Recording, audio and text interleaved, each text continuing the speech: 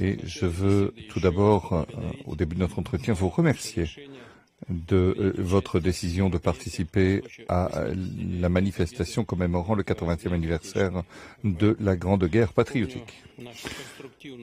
Je me souviens de notre entretien constructif de 2023, lorsque vous vous êtes rendu dans notre pays pour participer au sommet russo-africain de Saint-Pétersbourg.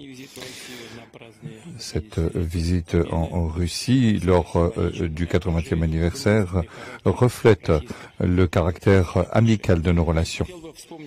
Je rappelle également la contribution dans la défaite de l'Allemagne nazie et de ses satellites. Plus de 30 000 habitants du Burkina Faso ont fait partie de la coalition anti-Hitler qui se sont battus aux côtés de la France auprès de Charles de Gaulle, du légendaire Charles de Gaulle. Aujourd'hui,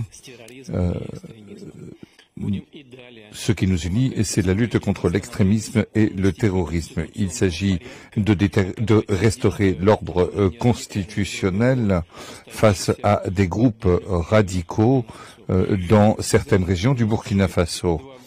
Au cours des 2 dernières années, nous avons fait des progrès importants dans le cadre de notre collaboration dans divers domaines. Fin 2023, après plus de 30 ans d'interruption, l'ambassade de Russie à Ouagadougou a été ouverte.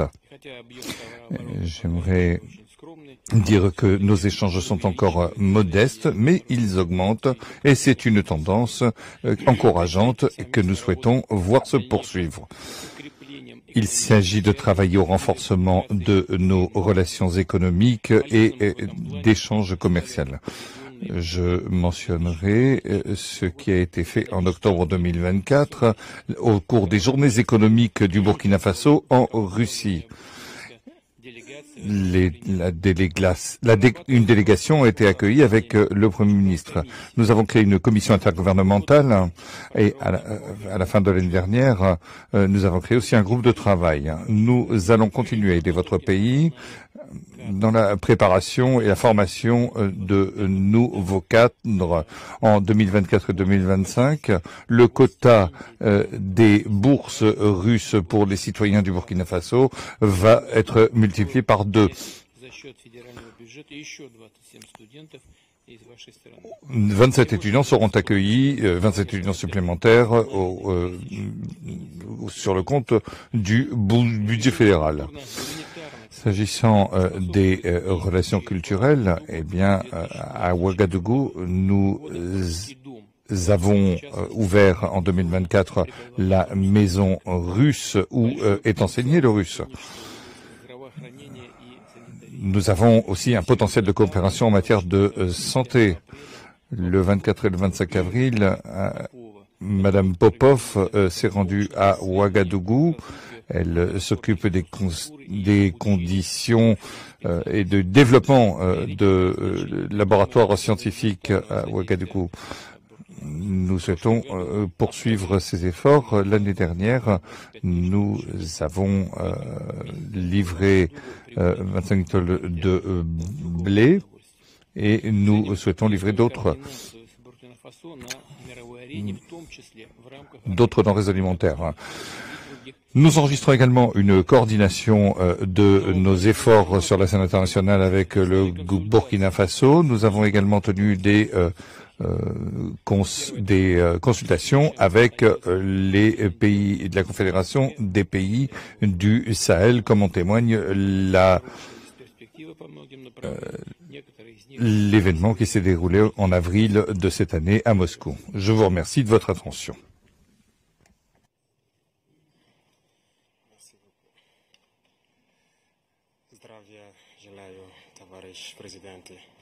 Camarade président, j'espère que je prononce bien.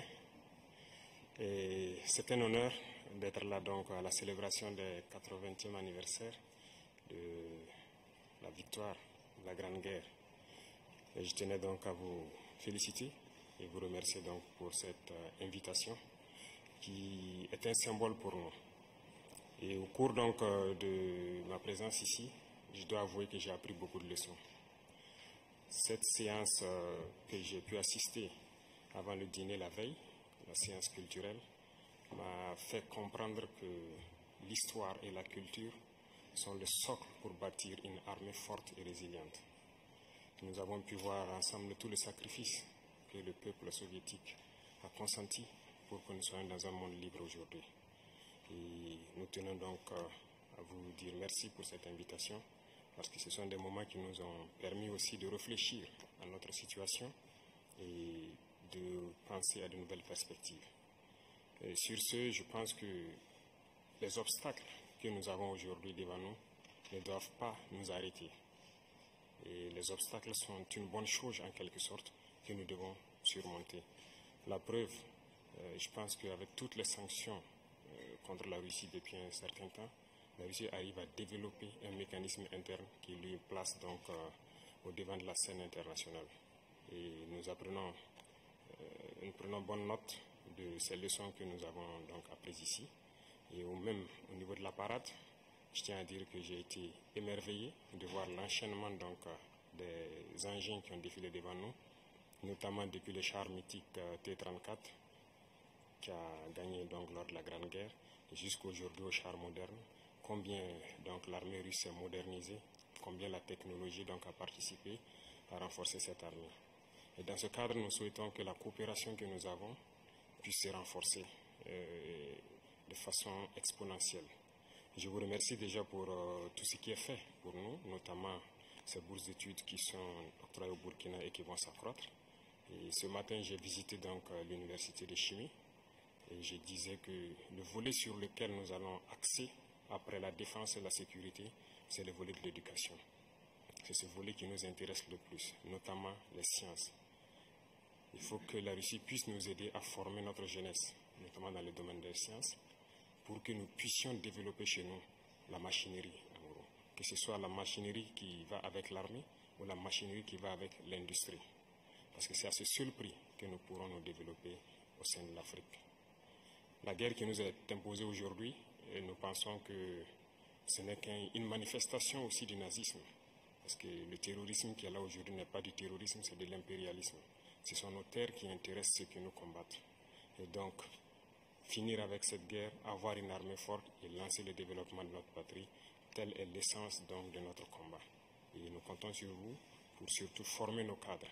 Parce que la coopération, telle qu'on le dit, très souvent en Afrique, on aime avoir beaucoup de demandes. Nous savons que vous êtes dans une opération militaire spéciale. Nous comprenons tous les défis qu'il y a. Et le lendemain, qui est certain pour le monde entier, nous pouvons comprendre ça. Donc nous ne serons pas là peut-être à demander beaucoup de choses, à demander de l'aide ou quoi que ce soit. Mais l'aide que vous pouvez nous octroyer, c'est surtout ce transfert de connaissances que nous voulons. Et donc nous souhaitons avoir plus de bourses et voir dans quelle perspective nous pouvons nous-mêmes donner des bourses à nos étudiants pour étudier ici. Et dans un troisième temps, comment est-ce que les universités ici peuvent se dupliquer au Burkina Faso, notamment celles que j'ai visitées. Et aussi, il y a beaucoup d'autres universités dans le domaine des sciences. Comment on peut les dupliquer au Burkina Faso avec tous les laboratoires nécessaires qu'il faut pour former de manière pratique nos jeunes et que nous puissions être donc au cœur de notre propre développement. Donc c'est la demande essentielle que nous avons actuellement dans le contexte que nous vivons pour pouvoir transformer tout ce que nous avons sur place, produire beaucoup de choses nous-mêmes et que le Burkina Faso soit un hub où beaucoup de jeunes Africains vont venir et apprendre aussi la science. Parce qu'ici en Russie, vous avez d'éminents scientifiques et il y a eu beaucoup de savants que nous continuons donc d'étudier leurs œuvres. Je pense que c'est un havre où nous pouvons soutirer la science pour nous développer. L'autre chose, c'est surtout dans le domaine militaire. Nous avons beaucoup de projets avec donc, le ministère de la Défense. Nous souhaitons donc qu'à travers... Faso 7, une autre facette de l'information au Burkina Faso.